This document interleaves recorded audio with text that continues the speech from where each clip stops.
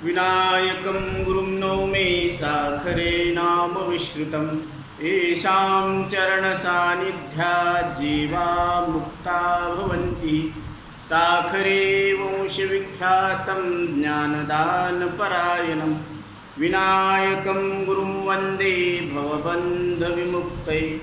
ज्ञानप्रतापविलसत्वचनामृतं च अद्वैतभावपटुताहितबुद्धिरस्य ज्ञानेश्वरस्तु भगवान् अवतीर्णैव। श्रीरङ्गनाथ गुरुराज नमोऽस्तु तुभ्यम्।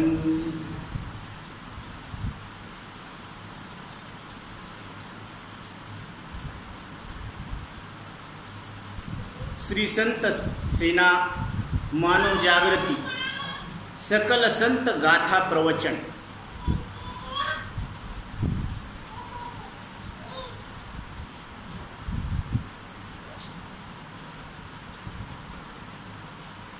शाहूनगर येथे सेलू या ठिकाणी आमचे माननीय हरिभक्तपरायण अशोक महाराज राऊत यांनी हा जो उपक्रम राबवलेला आहे की सकल संत गाथा प्रवचन, म्हणजे कुठल्याही गाथेतून एक अभंग घ्यायचा निरूपणकारांनी आणि त्या अभंगावर प्रवचन करायचं। ही जी सेवा सुरू केली तर महाराजांचा हा सत्य संकल्प आहे आणि हा संकल्प आज त्यांनी हे बीज लावलेलं आहे। कारण संस्कार करणं हे फार महत्त्वाचं आहे। कारण आज तरुण पिढीला आपल्या भागवत धर्माची संस्कार होण्याची गरज आहे।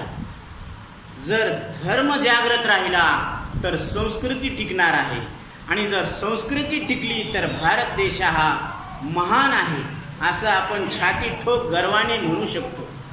जहाँ डाल डाल पर सोने की चिड़िया करती है बसेरा, वो भारत देश है मेरा, वो भारत देश है मेरा। यहाँ हर एक बालक मोहन है और राधा एक एक ग्वाला, राधा एक एक ग्वाला। जहाँ सूरज सबसे पहले आके डाले अपना फेरा, वो भारत देश है मेरा। जय भारती जय भारती जय भारती जय भारती। भारत माता की जय, भारत माता की जय, भारत माता की जय। वंदे मातरम, वंदे वंदे। कारण आपण या पवित्र संस्कृतीमध्ये जन्माला आलेलो आहोत। ज्या पवित्र हिंदू संस्कृतीमध्ये मातृ देवो भव, पितृ देवो भव, आचार्य देवो भव, म्हणजे जिथं आई वडील आणि गुरु यांना देवाच्या रूपानं पूजल्या जातं अशा पवित्र संस्कृतीमध्ये आपल्याला हा पवित्र असलेला मानवदेह मिळालेला आहे। तर आपल्यावर आई वडिलांचे उपकार आहेत त्याची आपण जाणीव ठेवायला पाहिजे। आपल्यावर सद्गुरूचे उपकार आहेत त्याची सुद्धा आपण जाणीव ठेवायला पाहिजे।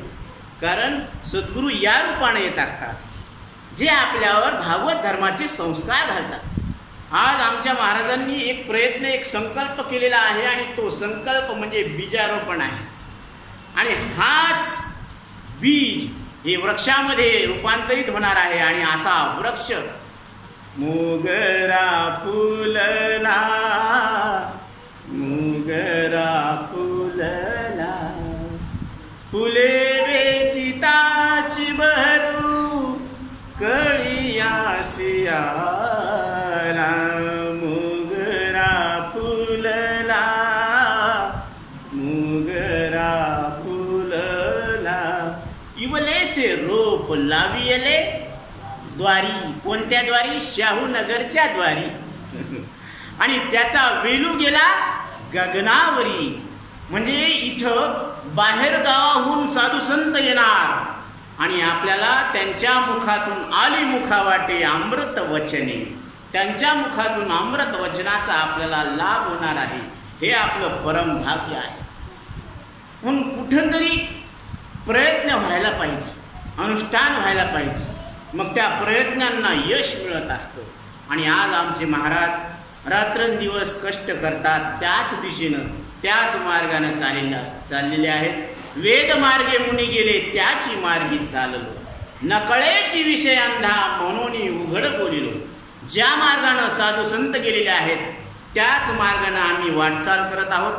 आणि या प्रयत्नाला भगवंत यश देणार आहे अशी संत सेना महाराजांच्या चरणी प्रार्थना आहे. कारण हा एक प्रयत्न हा बीज रूपानं आहे आणि हा पुढे चालून एका वटवृक्षामध्ये रूपांतरित होणार आहे. आणि यासाठी समाज तत्परतेनं उभा आहे तुमच्या पाठीशी. इथं आज अर्थव्यवस्था निर्माण होणार आहे, ती आपल्या पाठीशी उभं राहील. तू कुठं जर कमी पडलं तर हा समाज तुमच्या पाठीशी आहे. अन्नदानाच्या बाबतीत सुद्धा तसंच आहे. लोकबळ आहे, पाठबळ आहे. फक्त आपला जो संकल्प आहे तो पूर्णत्वाला जाण्यासाठी भगवंत स्वतः उभा आहे. कारण हा भगवंत आपली वाट पाहत आहे. वाट पाहे उभा भेटीची आवडी, कृपाळू तातडी पाठ. काय उतावळे? कारण हा देव उतावळा झालेला आहे, तुम्हाला भेटण्यासाठी उतावळा झालेला आहे. आणि तुमचं परम भाग्य आहे, आमचं परम भाग्य आहे की इथं साधू संत येणार, त्यांचं मनोगत व्यक्त करणार. आणि ते मनोगत आपण लक्षात घ्यायला पाहिजे. कारण कोणीही बोलणारा बोलतो, तो कशासाठी बोलतो? त्याचं बोलणं आपल्याला समजण्यासाठीच बोलतो ना. आता आपण एकमेकाला बोलतो, आई मुलीला बोलते, बरोबर? तर काय आई काय बोलली हे मुलीला समजत असतं. मग सर्वसाधारणमध्ये जर असा नियम आहे की आपण एकमेकाला समजण्यासारखं बोलतो, तर साधू संत आपल्याला न समजण्यासारखं बोलतील का? समजण्यासारखंच बोलणार. म्हणून त्याच देवानं नावियाच्या वंशी जन्म दिला ऋषिकेशी. त्या नारायणानं स्वतः नाव्याच्या वंशामध्ये अवतार धारण केलेला आहे, ते हे सेना महाराज. आणि त्यांनी आपल्याला हा उपदेश केलेला आहे, बोध दिलेला आहे. तो बोध आपण आपल्या अंतःकरणात ठसवून घ्यायला पाहिजे. कारण रूप पाहता दर्पणी, आता दिसे चक्रपाणी. आता मला आरशामध्ये या देहाचं रूप दिसत नाहीये, तर कोण दिसायला लागलं? तर मला साक्षात नारायण दिसत आहे. ही दृष्टी यायला पाहिजे. कारण नजर फैली तो नजारे बदल जाते हैं, किश्ती ने रुख बदल दिया तो किनारे बदल जाते. फक्त आपली दृष्टी बदलायला पाहिजे, कारण वस्तुस्थिती तशीच आहे. आज सेना महाराजांना सगळीकडे नारायण दिसत आहे, तुम्हाला आम्हाला दिसतो का? का नाही दिसत? आत्मचिंतन करा, मंथन करा. मंथोनी नवनीता तैसे घे अनंता, वाया व्यर्थ कथा सांडी मार्ग. हे बाकीचा बापट पसारा सोडून द्या. महाराज काय सांगायला लागलेत? मंथन करा. आत्मा अनात्मा विवेक ज्ञान. जसं तुम्ही गहू निसत असतात, तर गव्हातले खडे खडे बाजूला फेकतात का गहूच फेकतात? निवडिताही खडे तेने दळना ओज घडे, तेने दळना ओज घडे, तेने दळना ओज घडे. तुम्ही दळण निसत असताना खडे खडे बाजूला करतात आणि रास एकीकडे करतात. तसं आपल्याला जी सामग्री मिळालेली आहे त्या सामग्रीमध्ये आपण वापरतो. प्रत्येक जण वापरत आहे. हे जे साधन मिळालेले ना आपल्याला, मानव देह, मानव देह अनमोल रे, इसे मिट्टी में ना तोल रे, अब तो मिला है फिर से मिलेगा, कभी नहीं कभी नहीं कभी नहीं रे, मानव तन अनमोल रे. हा मानव देह अनमोल आहे, याचं मोल होऊच शकत नाही. किती सोनं टाका एका परड्यात आणि एका परड्यामध्ये हा मानव देह टाका, होईल तुलना? शक्य नाही. माऊली, तुमच्या एका डोळ्याची किंमत किती आहे माहिती आहे? अनमोल आहे डोळा. नयन है तो चैन है, नहीं तो बेचैन है. म्हणून डोळा फार महत्वाचा आहे.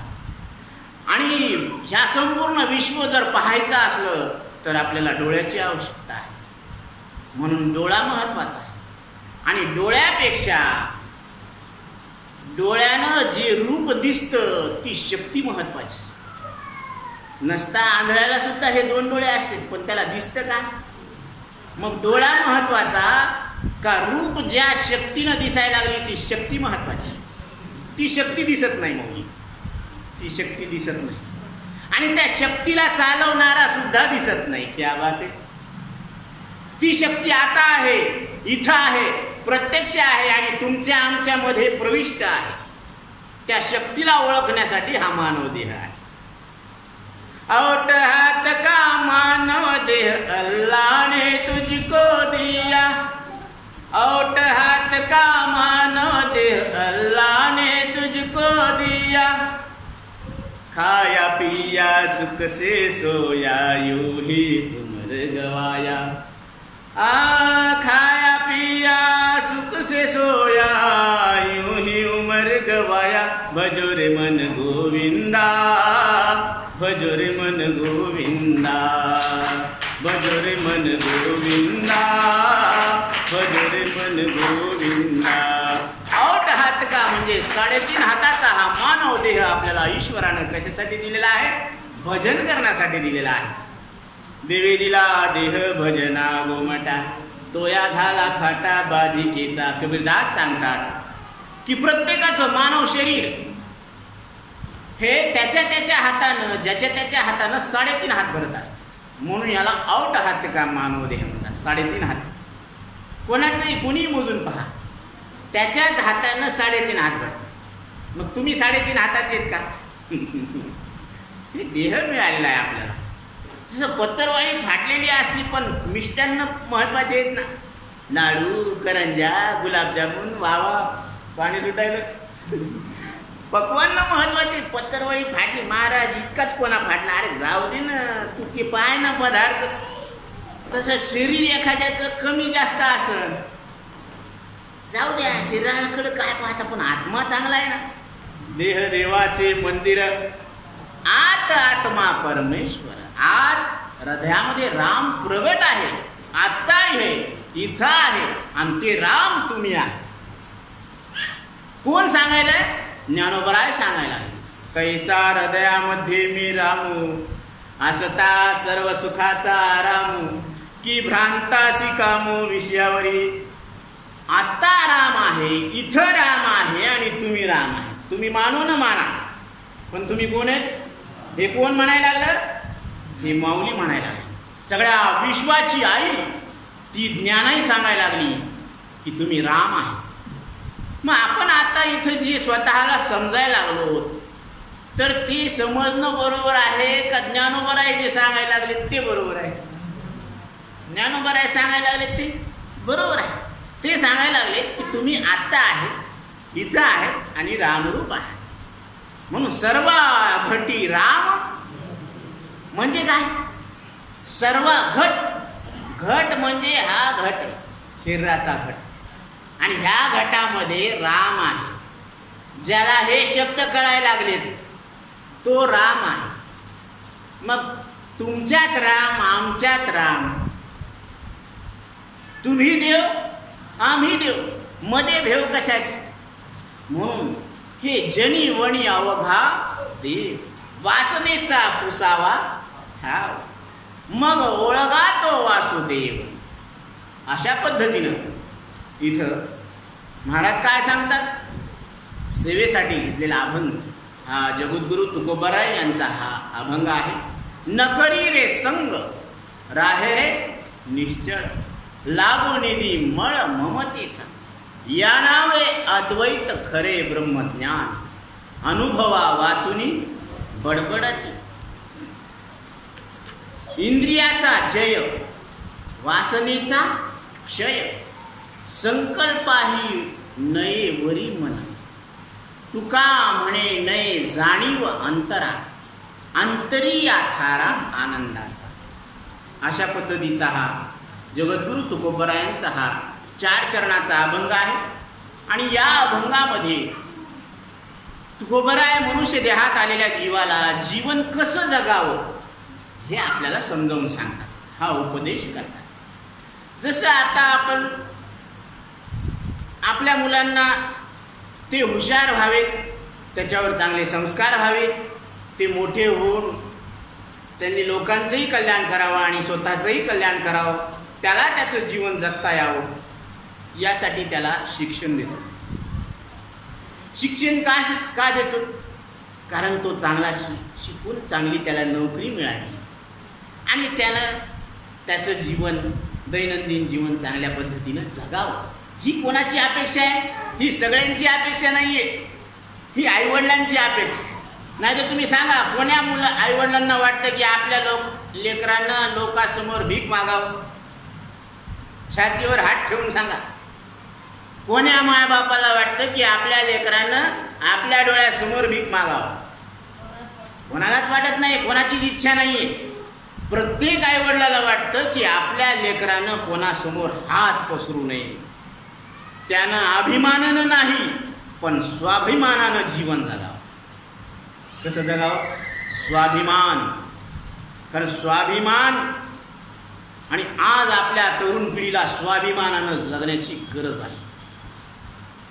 आज बोधही स्वाभिमानी असावा आणि जीवनही स्वाभिमानी असावं, व्यवहार सुद्धा स्वाभिमानी असावा आणि परमार्थ सुद्धा स्वाभिमानी असावा. आपला व्यवहार स्वाभिमानी असला ठीक आहे, पण आपला परमार्थ जर स्वाभिमानी नसला तर व्यवहार स्वाभिमानाचा असून सुद्धा काही उपयोगाचा नाही. कारण 2 सूत्र ध्यानात ठेवा. ज्याचा व्यवहार अनुकूल आहे त्याला त्याचा परमार्थ प्रतिकूल असतो. जसं सगळे घरामध्ये, महाराज काय करावं, वेळच भेटत नाही मंदिरात यायला. बरं तुला जरा दणका बसू दे, कसा मंदिर गाठतो पान. दुखत असल्यावर मग येतेत कण तिकडं, हिरवी नाही. मग लेकरा बाळामध्ये मजा. ते काय म्हणतात माहिती का? पैसा मारो आत्माराम, औरत मारो गुरु, वा वा, बाल बच्चे साधु संत, सेवा किसकी करू, वा वा. म्हणजे पैसा मारो आत्माराम, औरत मारो गुरु, बाल बच्चे साधू संत. देवा, हे लहान लहान लेकरं आहेत ना, हेच आमचे साधू संत आहेत. आता कोणाची सेवा करावं आणि कशाला जावं मंदिरात आम्ही? आम्हाला काय तुम्ही? हा अभिमान आपल्या परमार्थाला आडवा यायला लागला. म्हणून हा विचारोनी अहंकारू सांडीजे, मग असतीच वस्तू होईजे, तरी आपली स्वस्ती सहजे आपण केली. म्हणून माऊली सांगतात की जसं आईचं दर्शन घेण्यासाठी आपल्याला मान खाली करावंच लागतं, बरोबर आहे ना? लेकरानं आईवडिलासमोर कसं राहावं? मान खाली म्हणजे चरण स्पर्श करावंच लागतात का नाही? आणि कुठलंही कार्य करत असताना आईवडिलाचे पाय धरून, चरण धरून, स्पर्श करून जर त्यांचं वंदन केलं आणि त्या कामाला गेले तर ते कामामध्ये यश मिळणार हे 100% निश्चित. मात्र देवो भव, पितृ देवो भव, आचार्य देवो भव, हे 3 सूत्र आहे. ही पवित्र संस्कृती आहे. म्हणून आपल्या कोणत्या संस्कृतीमध्ये आपण आहोत याचं थोडं भान ठेवणं.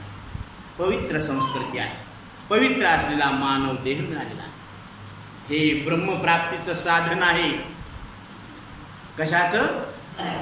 शरीर उत्तम चांगले, शरीर सुखाचे घोसुले, शरीरे साथ साध्य होय केले, शरीरे साधिले परब्रह्म, शरीरे साधिले परब्रह्म, शरीर उत्तम चांगले, शरीर उत्तम चांगले. नामदेवराय सांगतात की शरीर उत्तम आहे, चांगलं आहे. मग तुम्ही चांगले नाही का? तुम्हाला तुम्ही चांगले आहे असं वाटत नाही, बोलावं लागेल. कारण सुई दिल्यावर तुमचं तोंड उघडतं का नाही? अगं मा, तसं ही साधू संतांनी दिलेली सुई आहे. ब्रह्मरस घेई काढा, ब्रह्मरस घेई काढा, तेने पीडा वारेल, तेने पीडा वारेल, पथ्य नाम विठोबाचे, पथ्य नाम विठोबाचे. ब्रह्मरस घेई काढा. का? कारण प्रत्येक जण इथं आलेला रोगी, हे डॉक्टरला कळत असतं, हे आपल्याला नाही कळत. आपण रोगी आहोत का निरोगी आहोत कसं ठरवायचं? आता एक माणूस का नाही लागला, मग ते रोगी आहे का निरोगी? आणि बाकीचे का ना, मग कस काय ते म्हण आम्हाला एकट्यालाच कस काय तुम्ही रोगी म्हणायला? अरे तू कणायला बाळा. मग ते कणणारा व्यक्ती आनंदानं नाचतो का कणत कणत दवाखान्यात जातो? आनंदानं नाचतो. जे कणायला लागलं त्याला म्हण ना नाचा, नाचन का? नाचत नाही. ज्याचं पोट दुखायला लागलं, ज्याला हागवण लागली, ते नाचन का? ते कणत बसन. तसं ज्याला रोग आहे ना ते इकडे येत नाही, कारण त्याला रोग कळालेला नसतो, त्याला नाही माहिती आपल्याला भवरोग आहे. म्हणून साधू संत सांगतात, उठा जागे व्हारे आता, स्मरण करा पंढरीनाथा, भावे चरणी ठेवा माथा, चुकवे व्यथा जन्माच्या. उठा जागे व्हा, कारण तुम्हाला एक फार मोठी झोप आहे. म्हणजे महाराज आम्ही उठलेलेच आहेत ना. अरे ही जाग वेगळी, ही व्यावहारिक जागृती, आणि ती स्वरूप जागृती, त्याच्यावर जागं व्हावं लागतं, आत्मस्वरूपावर जागं व्हावं लागतं. ती म्हणली आता हे नाही, नवीनच काढलं, आत्मस्वरूपावर कसं जागं व्हायचं?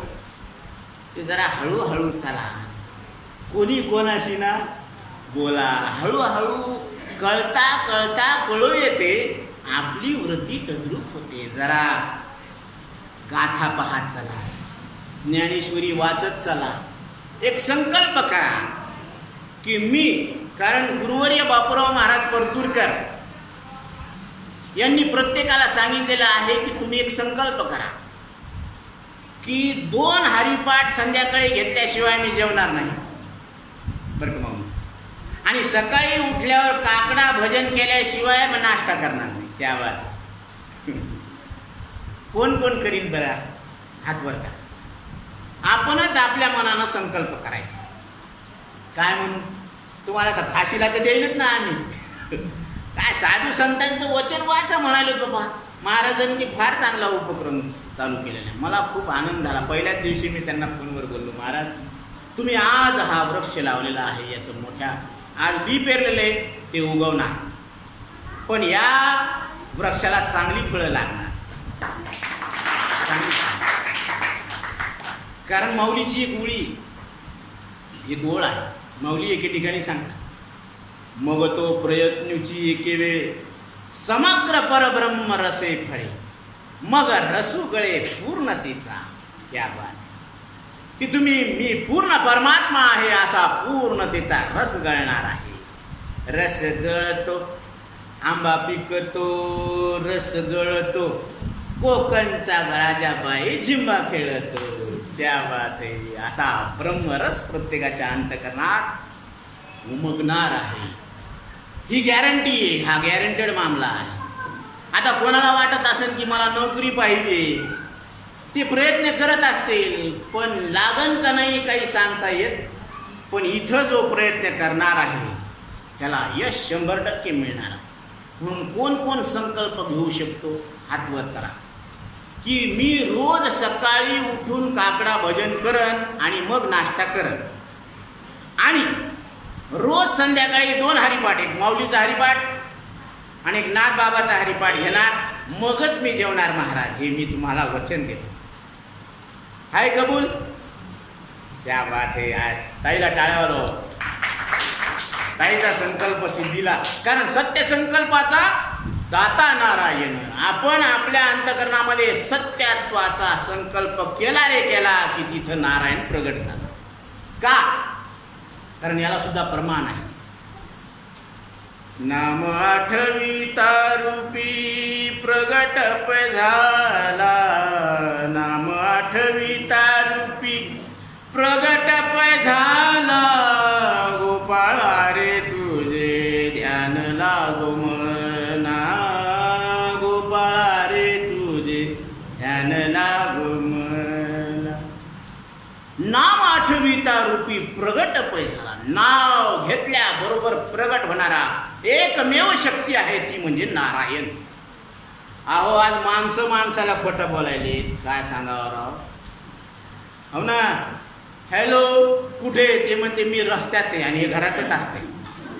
इतकं खोटं बाबा, इतकं खोटं बोलणारी माणसाचीच जात आहे, बाकी दुसरी जात नाही. कारण पशु पक्षी खोटं बोलू शकत नाही, कारण त्याला बोलताच येत नाही, वाणीचं माध्यमच नाही.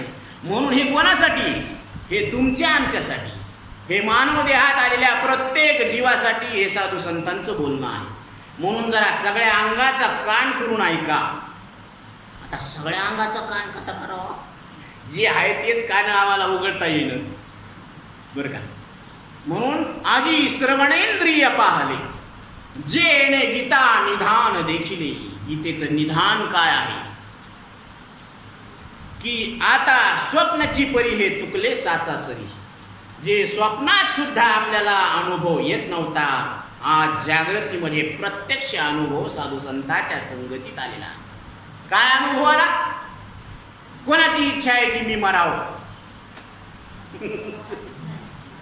हात वर करा. कोणाची इच्छा आहे? कोणाला मरावं वाटतं?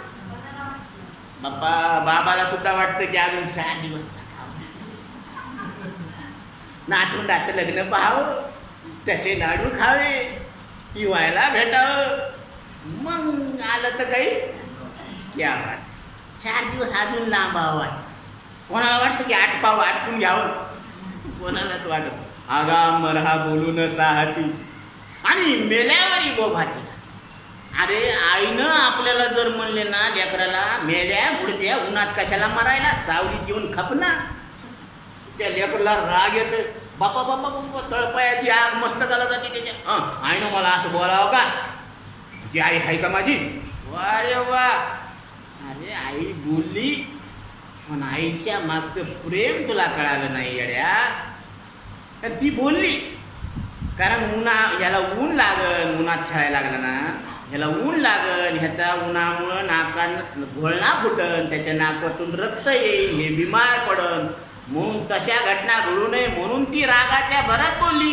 आता तिचं काय चुकलं? ती बोलली तर तिच्यासाठी बोलली का लेकरासाठी बोलली? लेकरासाठी बोलली. तसं साधू संत आपल्याला बोलायलेत, ते आपल्यासाठी बोलायलेत का त्याच्यासाठी बोलायलेत? आपल्यासाठी बोलायला लागले. हे कबूल करा. तुम्हाला कबूल आहे ना सगळ्याला की ज्ञानोबराय बोलायला लागलेत ते माझ्यासाठी बोलाय, तुकोबराय जे बोलायला लागलेत ते माझ्यासाठी बोलायला लागले. कबूल आहे? कबूल आहे? कबूल आहे? झालं लग्न. ते तिकडे तसंच असते ना, 3दा कबूल केलं की झालं. तसं तुका म्हणे मुक्ती परिणळी नवरी, आता दिवस 4 3दा. म्हणून सत्य तू सत्य तू सत्य तू विठ्ठला 3दा सांगितलं, एकदा नाही. तुम्ही सत्य, तुम्हाला सत्य येत असं तुकाराम महाराज सांगायला लागले. आणि तुम्हाला वाटतो आपलं काय खरं, आपलं काय खरं. अरे तुका म्हणे तूची खरा. काय म्हणले तुका बरं आहे? तुका म्हणे तूची खरा येर वाऊगा पसारा, बाकी सगळा काय म्हणजे तुम्ही खरेत म्हणल्यावर तुम्हाला वाटायला पाहिजे ना की मी खरा आहे म्हणून. पण तुम्हाला वाटतं की आपलं काय खरं, कारण तुम्ही कोणाकडे पाहून म्हणता मी. तुम्हाला वाटतं की आपल्याला म्हणले म्हणजे ह्याला धरून आपण म्हणतो मी, आणि ह्याला वाटतं मग ह्याचंच काही खरं नाही तर आपलं काय खरं आहे. अशी गंमत झालेली. म्हणून आता हे कधी राहील कधी नाही राहील, हे नेहमी असतं का? हे नेहमी कधीच नसतं. हे बालपणात लहान होतं, आता तारुण्य आहे तर जरा मोठं आहे, दणकट आहे ना, आणि मग म्हातारपणात सगळा गळाटा होऊन जातो. मग याचं याला उठता येतं का बसता येतं? याचं याला उठता येत नाही, बसता येत नाही, याच्यानं याचं होत नाही, म्हणून त्याला दुसऱ्याचा आधार घ्यावा लागतो. बरोबर. बरं, दुसऱ्याचा आधार कवर घ्यावा तर त्याला वाटतं की बाबा लेकरांनी माझ्याकडे यावं, बसावं, बोलावं, एवढंच अपेक्षा असते. आईवडिलांची एवढीच अपेक्षा असते बघा की. आणि महाराजांनी सांगितलं आता जे पुढं वरचं बांधकाम होणार आहे तिथं अनाथ जे जीव आहेत, मुलं मुली वृद्ध, यांची सोय करणार आहे. किती चांगला संकल्प आहे. कारण ज्यांना कुणी नाही त्यांना राहण्यासाठी ही व्यवस्था आहे. सत्यसंकल्प आहे, आणि सत्यसंकल्पाचा दाता नारायण. तिथं नारायण उभा आहे. म्हणून असा संकल्प व्हायला पाहिजे. मी तर म्हणतो अशी वेळच येऊ नये, कारण गाईची शिंग गाईला भारी नसते. तो आज प्रत्येक आईवडिलाला वाटतं की आपल्या मुलीचं आपण थाटामाटात लग्न करावं. मग जर आईवडील लेकराला इतक्या थाटामाटात ठेवते तर प्रत्येक मुलानं आपल्या आईवडिलाला थाटामाटात ठेवायला पाहिजे. ही स्वाभिमानाची गोष्ट. आणि जर त्या लेकरानं आपल्या आईवडिलांना वृद्धाश्रमात टाकलं तर त्यानं जिवंतपणी काय करायला पाहिजे? त्याची समाधी बांधायला पाहिजे. तुला हे शिकवलं का? कुठं गेली संस्कृती? म्हणून आई वडील हे आई वडील देव आहे. कारण धरती पे रूप माँ बाप का, उस विधाता की पहचान है. ये तो सच है कि भगवान है मगर फिर भी अनजान है. या विश्वामध्ये देव आहे पण कोणी पाहिला? पण तो देव कसा आहे हे दाखवण्यासाठी ते सांगतात. धरती पे रूप माँ बाप का, उस विधाता की पहचान है. या धर्तीवर आई आणि वडील त्या देवाचीच काय आहे? रूप आहे. म्हणून आईला आणि वडिलांना देव समजून नमस्कार. म्हणून तिचा व्यवहार पूर्ण होणार, त्याला जे पाहिजे ते मिळणार, आणि त्याचा परमार्थ सुद्धा पूर्ण होणार. म्हणून त्यांनी काय सांगितलेलं आहे? जाने वालो जरा मुड़ के देखो इधर, मैं तुम्हारी तरह एक इंसान हूँ जिसने सबको रचा, उसकी पहचान हूँ जाने वालो जरा. दोस्ती चित्रपटातलं गाणं. एक आंधळं आणि एक लंगडं, दोघांची मैत्री असते, पण लोक त्याला जवळ करत नाही. तर त्यांच्या मनातल्या भावना आहेत की तुम्ही जायलेत आम्हाला सोडून टाकून चाललेत, पण तुम्ही जाऊ नका. ज्या देवानं तुम्हाला रचलं ना त्याच देवानं आम्हाला सुद्धा रचलेलं आहे. आम्ही त्याचीच एक काय आहे, एक ओळख आहे की आम्ही देवाचे आहोत. मग आपण कोणाचे आहोत? देवाचे आहोत. आपण मायबापाचे आहोत का कर्माचे आहोत का अज्ञानाचे आहोत का जातीचे आहोत का कुळाचे आहोत का पुण्याचे का पापाचे का अज्ञानाचे का मायेचे? कोणाचे ना? खरं आवडत्या वस्तूची शपथ घेऊन सांगा तुम्ही कोणाचे? आता 3000 मिळाले की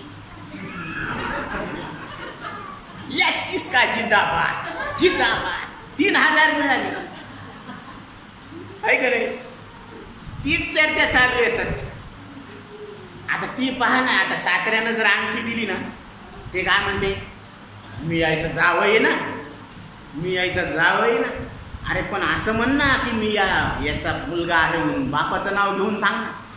ते सासऱ्याचं नाव घेऊन सांगते मी यायचा जावं आहे. तुला बापाचं नाव सांगायला लाज वाटायली या. तसं म्हणते, बोट दाखवू दाखवू म्हणते. आणि खरं सांगू तुम्हाला, याच्या पलीकडे जाऊन तुम्ही म्हणता काय म्हणायला लागले, मर्यादा ओलांडायला लागलेत महाराज, असं बोलायला नाही पाहिजे व्यासपीठावर. पण व्यासपीठावरूनच तुकोबारायांनी सांगितलेलं आहे. आजकाल कीर्तनकार आणि प्रवचनकारांनी यांनी मर्यादा सोडून दिलेल्या आहे. बोटामध्ये अंगठ्या घालून हे प्रवचन आणि कीर्तन करतात, हे चूक आहे.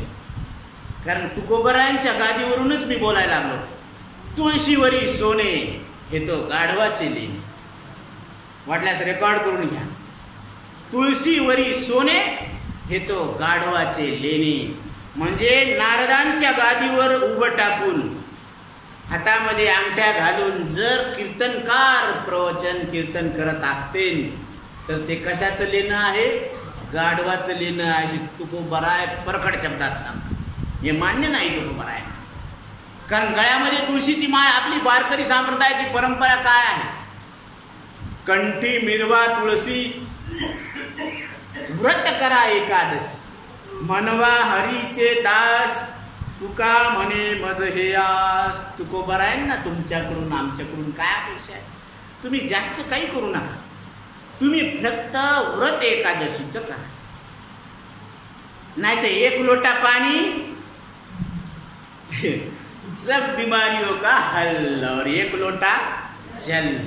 मी तर म्हणतो, एक लोटा जल घेऊन तुम्ही मंदिरात जाणार, बरोबर? मग तिथं महादेवाला पाणी वाहणार, बरोबर? तिथं प्रदक्षिणा मारणार. मी हो का नाही बोलत जा बरं का. नाही मला मी थांबत असतो. नाही तर मग ते तुम्ही वाहणार, प्रदक्षिणा मारणार. मग आपले सगळे काम होणार का नाही? होणार ना, सगळे काम होणार. पण तुम्ही ज्यावेळेस प्रदक्षिणा मारतात त्यावेळेस तुमच्या पायाखाली किती मुंगळे मेले, किती मुंग्या मेल्या, याचं अकाउंट केलं का? नाही. मग आपल्याला वाटतं पुण्य झालं, पण तितके जीव मेले याचं काय झालं? पाप झालं. ये जरा ध्यानात द्यावा, ही अंदर की बात आहे, गाठ मारलो. हे काय? ये अंदर की बात आहे. हे कोणी सांगणार नाही तुम्हाला. पण तुम्हाला सांगतो, एक लोटा जल सब बीमारियों का हल. हे तुम्ही मागं लागले, त्याच्यापेक्षा सोपं एक तुम्हाला सांगतो. विठ्ठल म्हणता हरले पाप, पदरी आले पुण्य. नुसतं विठ्ठल मुखानं म्हणल्यावर काय झालं माहिती का? दुधारी तलवार आहे विठ्ठल. विठ्ठल नामाची शाळा भरली, विठ्ठल नामाची शाळा भरली. पुढं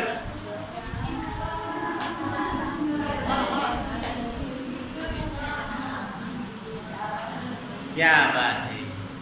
शाळा सुटताना तहान भूक हरली, विठ्ठल नामाची शाळा भरली, विठ्ठल नामाची शाळा भरली. ही साधू संतांनी हे हायस्कूल बांधलेले आहे, मराठी मीडियम.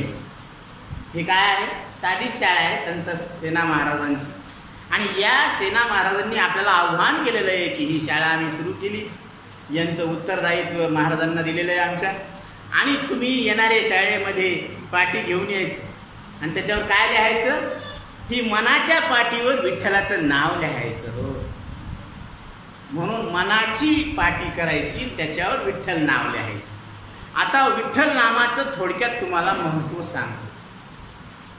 विठ्ठल म्हणता हरले पाप, पदरी आले पुण्य माप. विठ्ठल म्हटल्यानंतर काय होत असतंय?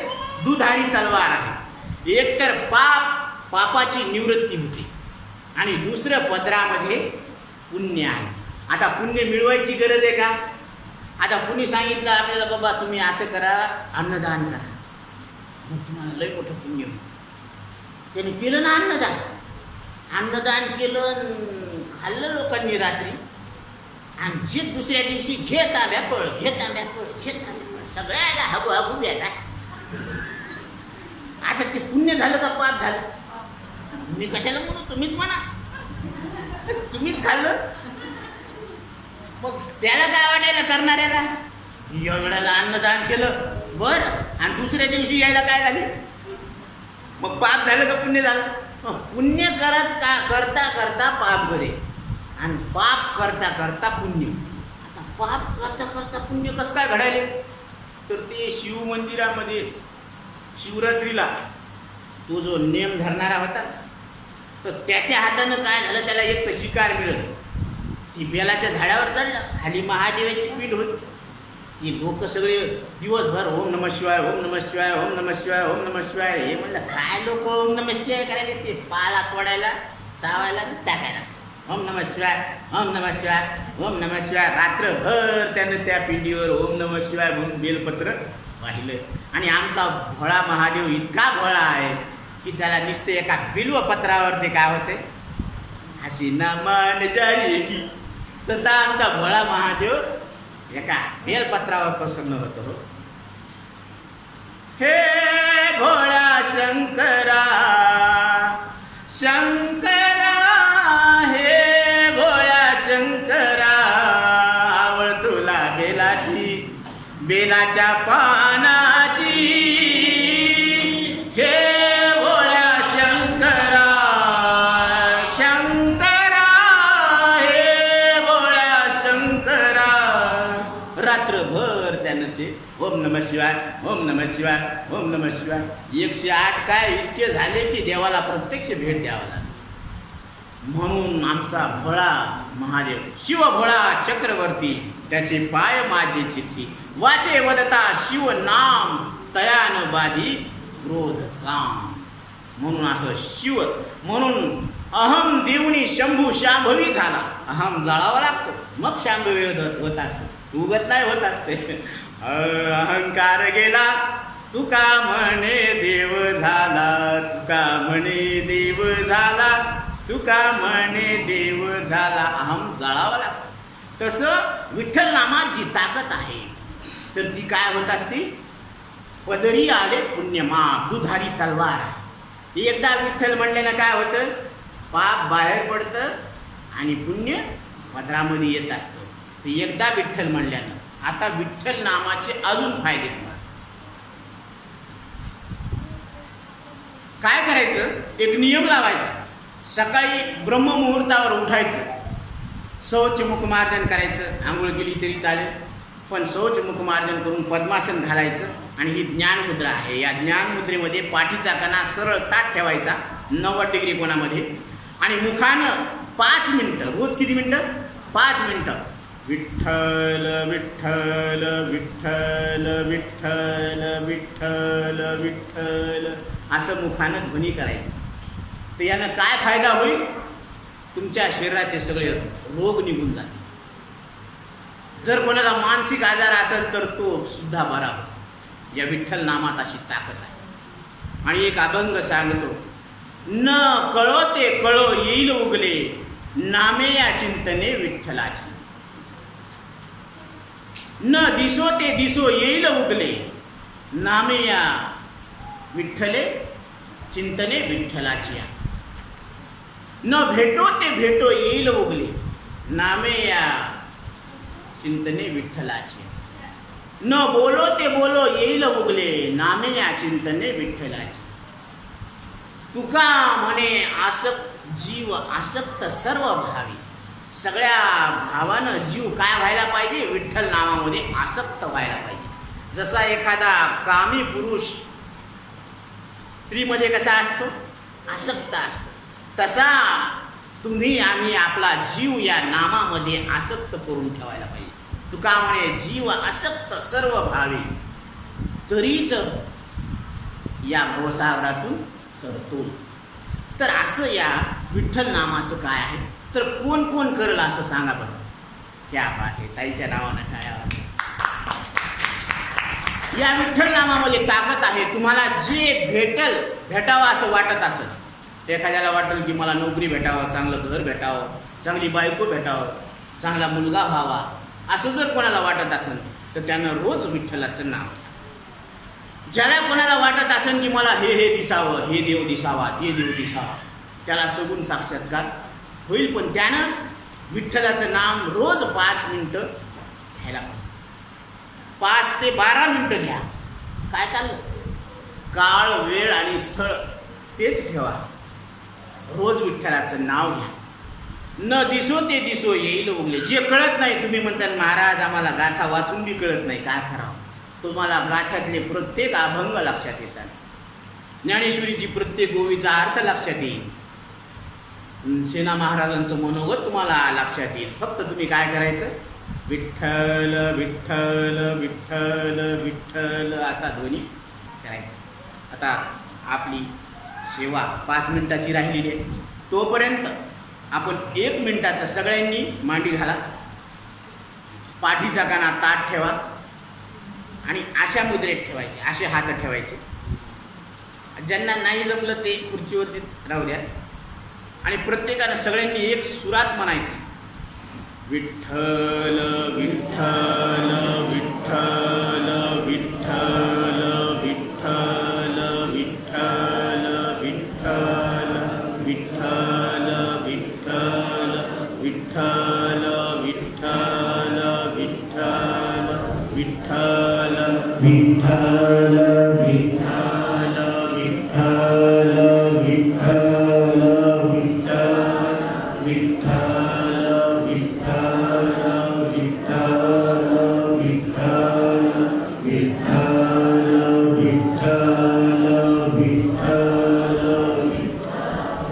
विठ्ठल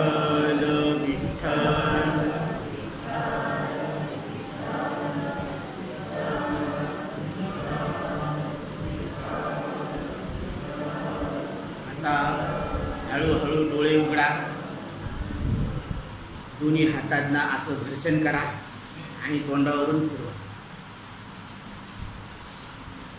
1 मिनिटाच्या विठ्ठल नामामध्ये तुम्हाला कसा अनुभव आला एवढं सांगा. प्रामाणिकपणानं सांगा. फ्रेश वाटलं का? जर फ्रेश वाटलं तर तुम्ही रोज 9 ते 12 मिनिटं हा प्रयोग करत चला. तुम्हाला ह्या गोष्टी आपोआप प्राप्त होतील असा आपल्याला साधू संतांचा आशीर्वाद आहे. म्हणून आपण पहिलं चरणसुद्धा पाहिलं नाही, पण वेळ संपलेला आहे. तरी जशी आपल्याला सेना महाराज बोलावतात त्यावेळेस आपण ही पूर्ण सेवा करण्याचा प्रयत्न करू. झालेली सेवा मौलीच्या चरणी, संत सेना महाराजांच्या चरणी, श्री केशवराज बाबासाहेब महाराजांच्या चरणी अर्पण करून सेवेला पूर्ण विराम देऊ. कुंडलिका वरदे.